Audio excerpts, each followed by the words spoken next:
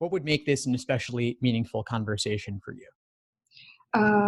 So the information I prepare, to go back to that a little bit, is mostly, information regarding my specific application package, and then where I am with my test preparation, areas of skills that I would like to focus on or improve. So I kind of want to like run you through all the parts that I prepare and, just listen to your thoughts and what you think will be helpful for me to improve. Yeah, sure. Shoot. Fire away. Yeah, absolutely. So I took my first diagnostic test less than half a year ago, and I scored a 160. It was timed. And then I took another practice test about 4 months ago, I think, and I scored a 153. So my scores, are kind of unstable. And I think my weakest area is logical reasoning. I'm using the Khan Academy, test prep that they co-developed with LSAT. So my level with logic reasoning is consistently just staying on medium, while my reading comprehension and analytical reasoning has jumped from medium to advanced. So I think this is the area that I really want to focus on. And specifically with regards to logic reasoning, I think I'm kind of weaker in strengthen or weaken questions, and then also identifying techniques, roles, and principles. So yeah, I'd just like to hear your advice on how, I can specifically tackle those questions. And if you have any, general advice for someone like me, because I'm thinking about taking the LSAT next year. I don't have a set date, but I'm going to be taking the test next year. And then I'm thinking about applying close to at the end of the next year, and hopefully enter law school the year after. Sure, Mina. Well, it sounds like you have a good idea of areas that you need to focus on.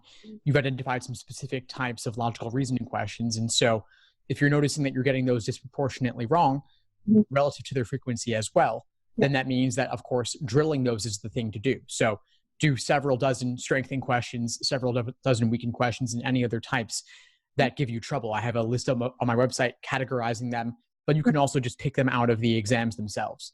And if you do that, you'll start to notice trends in terms of what is the proper perspective from which to view the stimulus, given that particular question type. I have some foundational material covering each of those types as well on my website and on the YouTube channel in addition.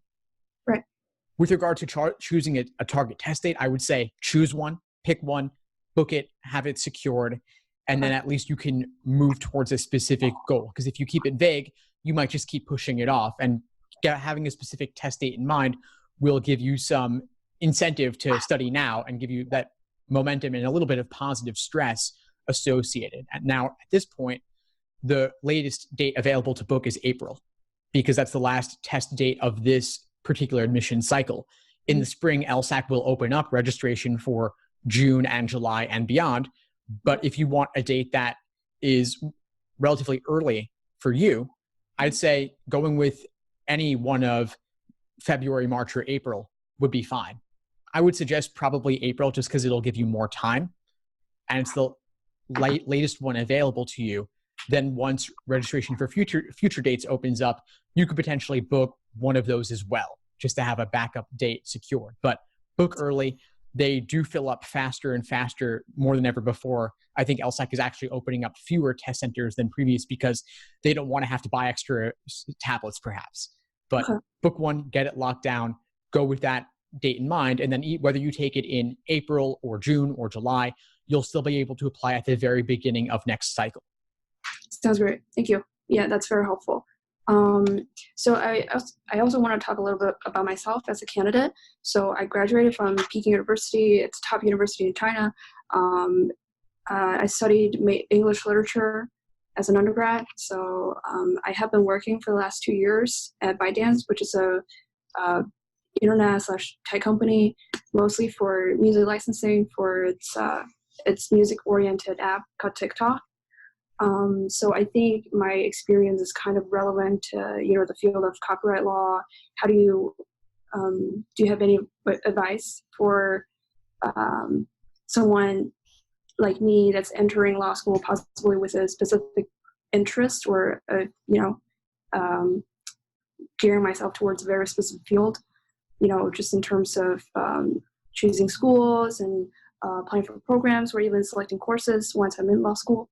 Yeah, I think that you have the makings of a stellar application based on your work experience. I mean, tech and IP and copyright are all quickly growing fields.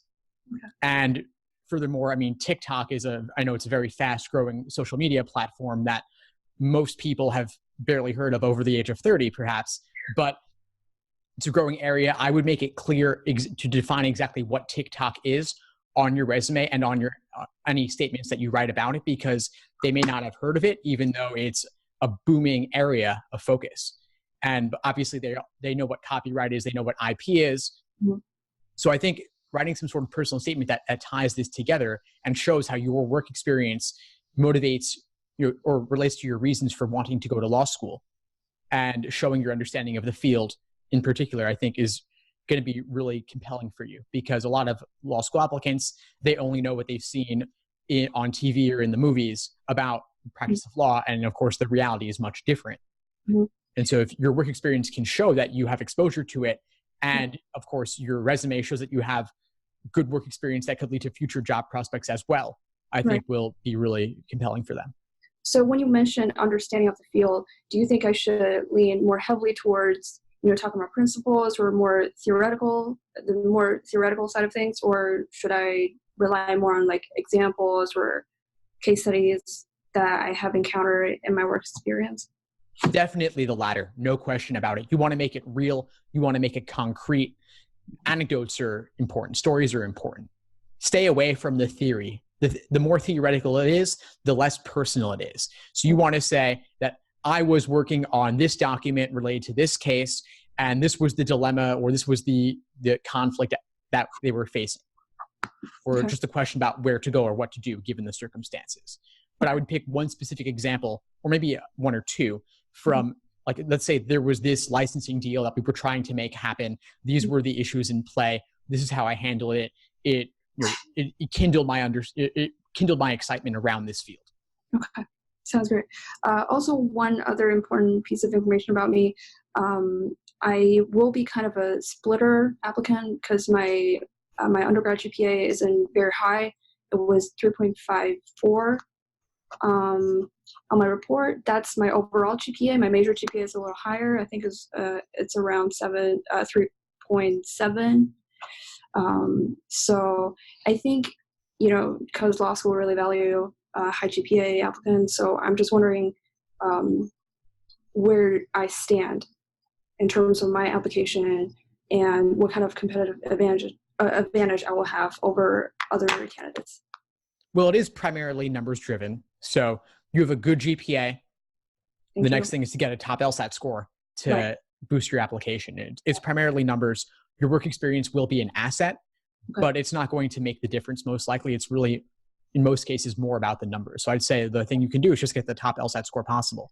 As for numbers and where you stand, LSAC has a LSAT GPA calculator on their site where you can put in your numbers, and it'll show you how you stack up against students at that school. And there are other calculators as well, but without an actual real LSAT score, it's all theoretical.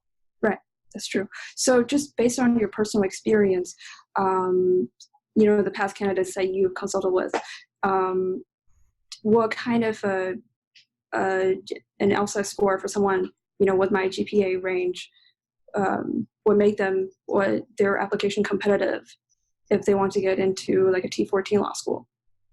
Probably, it's typically the case for T14s that you want close to 170 and above. Right. Okay. Regardless of your GPA, but the higher the GPA, the better. For international applicants, it can be a little bit different with GPA sometimes because LSAC calculates it uniquely and they don't always know how to read applications from overseas. Although I think for Peking University, top university in China, I think they will probably know more about it than someone from another country who did not go to as well-renowned a university. In general, for international applicants, the GPA tends to be a little bit weighted less heavily because they don't always know how to interpret it. Yeah. But in the case of Peking University, I think it might be an exception since it is so well known. So yeah, those were the things I mostly wanted to talk about prior to come into this conversation. But do you have any questions for me or just any general suggestions for me in my application process. Well, I guess my biggest question for you is, I know you're thinking a lot about the admissions, but the LSAT's still a big question mark, and you have a lot of time ahead of you to make it happen. So I guess my question for you is, if you, let's say you're taking it theoretically in April, you've got nearly 6 months. Yeah. What do those 6 months look like for you in terms of other obligations and fitting in the time, especially since you're not starting from scratch? So it's really a question more of working on the identified weak areas. So yeah, I feel like my schedule has been pretty packed, juggling a full-time job and then also the test prep. So yeah, I haven't been as committed as I should have been, but lately I've been trying to squeeze in at least 2 hours of practice every day, just in between meetings or after work when I get off. So I think I'm going to be consistently ramping that up. So during the week, at least 1 to 2 hours of practice every day. And then during the weekend, I will be able to allocate bigger chunks of time just to practice. So in terms of that practice alone, I think I will be dividing that proportionally to my weak areas, like you suggested. But yeah, if you have more suggestions, I definitely welcome them all. No, well, it sounds like you are willing to put in the time, which is fantastic. I would urge you not to run the risk of burnout. 2 hours a day isn't likely to lead to that, but depending on your other obligations, it may become a bit much. And so know that when you're studying over a longer time period, you don't need to do quite as much every single day. It's more slow and steady wins the race when you're studying over a 5 to 6 month timeline or beyond. So be consistent. Try to do something on most days, but don't stress overly about taking a day off here or there. And this isn't something that you really should cram or even can cram. It's really more about exposing yourself to the wide range of patterns, of methods of reasoning or patterns and the tricks they use to make tempting wrong answers or discouraging right answers. And so that exposure to those patterns, it happens through doing lots and lots of LSAT questions, especially in the category of logical reasoning, which is, I think, going to be your focus. Mm-hmm. So if you can expose yourself to a couple hundred or even more, like a couple thousand of these LSAT logical reasoning questions, just to expose yourself to what they look like, what tricks you are uniquely prone to falling for, understanding those in depth so you can avoid making the same mistakes in the future. All right. But look at it as something to get slowly acclimated to over a longer period of time, not something that we're like, there's the 50 patterns you're going to learn. And if you could memorize those, that would be it. There are more than 50, and they're not something to memorize. There's something to see and recognize when they appear. What would you say is the biggest insight you got from our call today? I would say definitely to be clear on a set date, to sort of, put the timeline and solidify sort of like the pressure for preparing the application, but also have a specific game plan for attacking the day-to-day. And then also being able to focus on real tests, especially in my weaker areas, to be able to, go through a lot of questions, real practices to hone my skills, and then also check out the book. Great. Fantastic, Mina. Well, I'm glad I was able to help. Please keep in touch and let me know if you need anything at all as you move forward. Absolutely. Thank you. Thanks for tuning into the show. Please subscribe if you haven't done so already to be notified of new episodes as I release them. And feel free to reach out if you need anything at all as you move forward with your prep. I'm happy to help however I can. In the meantime, I'll wish you all the best and take care.